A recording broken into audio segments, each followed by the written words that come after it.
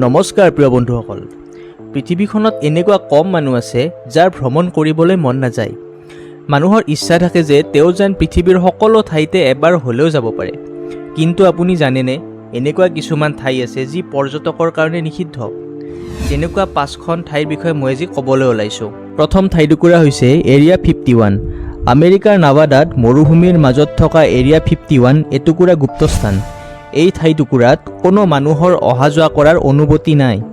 কিছুমান থিয়ৰীৰ মতে এই স্থানত বহিৰ্বিশ্বৰ প্ৰাণী অৰ্থাৎ এলিয়েন বন্দী কৰি ৰখা হৈছে আৰু ইয়াৰ ওপৰত আমেৰিকাই গৱেষণা কৰে।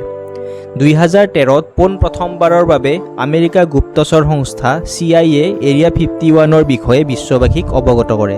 Number 2, Svalbard global seed vault. নৰৱেৰ স্পিটছবাৰ্জেনৰ লংয়েৰবিনত স্ভালবাৰ্ড গ্ল'বেল চিড ভল্ট অৱস্থিত।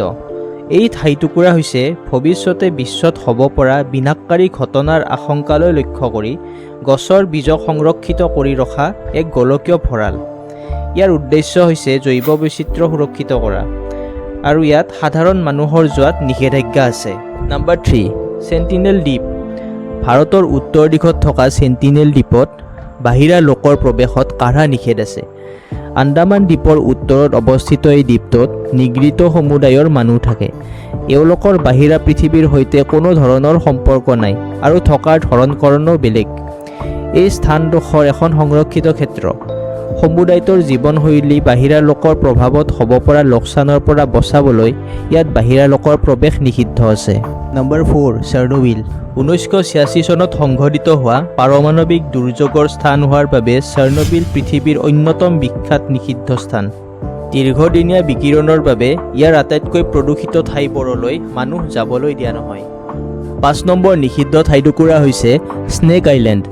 ব্ৰাজিলৰ উপকূলৰ সৰু ভূভাগ ইলহা দা কুইমা দা গ্ৰেণ্ডে নামৰ এই সৰু ঠাইখন স্নেক আইলেণ্ড নামেৰে জনাজাত। ইয়াত বহুতো বিষাক্ত সাপ পোৱা যায়। সাপৰ বাবে এই ঠাইখন বিপদজনক স্থানত অন্তৰ্ভুক্ত কৰা হৈছে। ব্ৰাজিল চৰকাৰে মানুহৰ লগতে এই বিৰল প্ৰজাতিৰ সাপক সুৰক্ষা প্ৰদানৰ বাবে এই দ্বীপটো ভ্ৰমণ কৰাত নিষেধাজ্ঞা আৰোপ কৰিছে।